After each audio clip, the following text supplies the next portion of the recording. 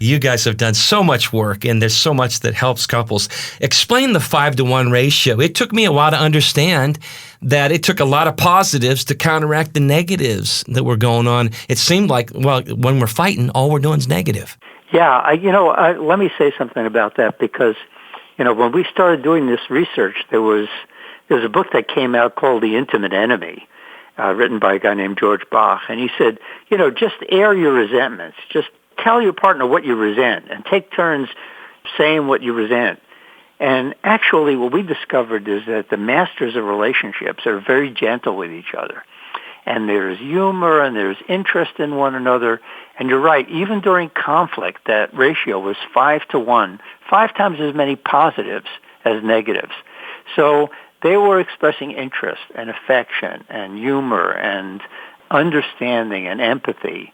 And they were doing that at a very high rate. In our apartment lab, when they weren't fighting, that ratio of positive to negative was 20-to-1 among the masters.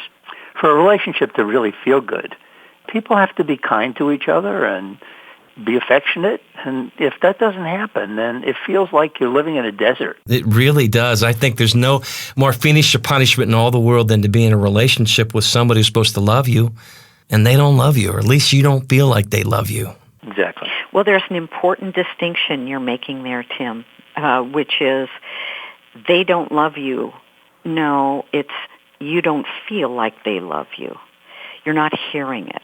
So one of the things that's really important that we teach our couples is to express fondness and admiration of each other. It has to come out of the mouth. You can't just think it in your heart or feel it. You have to express it.